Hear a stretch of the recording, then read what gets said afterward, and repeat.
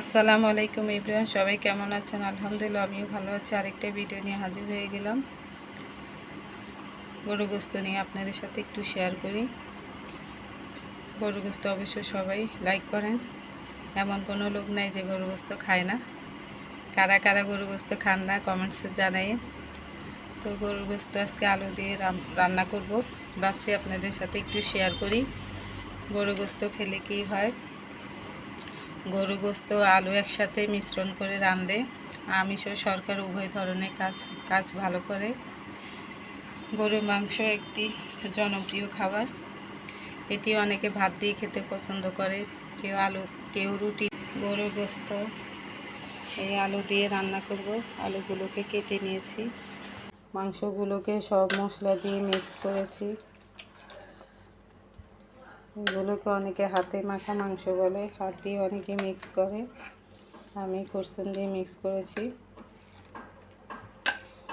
আর আপনারা অবশ্যই সব মশলা আমি অ্যাড করেছি, পাশাপাশি রাঁধুনি গরম মশলা দিয়েছি। আপনারা সবাই রাঁধুনি গরম মশলা দিবেন, রাঁধুনি গরম মশলা দিলে দ্বিগুণ খাবারের টেস্টি বাড়ে। জি, এরকম রাঁধুনি বসিয়ে দিয়েছি। আজকে হুজুরের খাবার দিতে হবে। আমাদের এলাকার নিয়ম হচ্ছে প্রতি মাসে একবার হুজুরকে খাওয়াতে হয়। সকালে নাস্তা, দুপুরে খাবার, রাত্রের খাবার, এইভাবে সবাই প্রতি মাসে একবার খাবার। আপনাদের এলাকায় কী রকম সিস্টেম আছে? কার কার এলাকায় ধরন সিস্টেম আছে কমেন্টসে জানাই।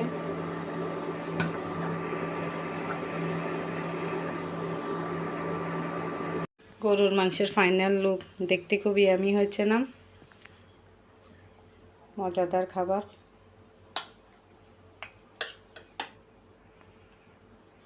হুজুরের খাবার টিফিন বক্সে বেড়ে নিলাম। ভাত, ডাল, গরুর মাংস, শাকভাজি আছে চিংড়ি দিয়ে, সেটা রাত্রে দিব। টিফিন বক্স 4টা, টিফিন বক্সের বাটিটা 4টা থাকে, সেই কারণে আর দিতে পারি নাই, তাই ভাবছি রাত্রে দিব। চিংড়ি দিয়ে কলমি শাক ভাজি এটার সাথে অ্যাড করব। টিফিন গাড়িতে খাবার নিয়ে নিলাম হুজুরের জন্য। দুপুরে দিতে পারি নেই, টিফিন বক্সের বাটি হচ্ছে 4টা, সেই কারণে আর দেওয়া হয়নি। ভাবছি রাত্রে দিব, রাত্রে দেওয়া লাগবে। উনি শাকটা খুবই লাইক করে, শাক পেলে উনি খুশি হয়ে যায়। যে শাক ভুনা করে দেয়, শাক তরকারি রান্না করে দেয়, উনি শাকটাকে খুবই লাইক করে।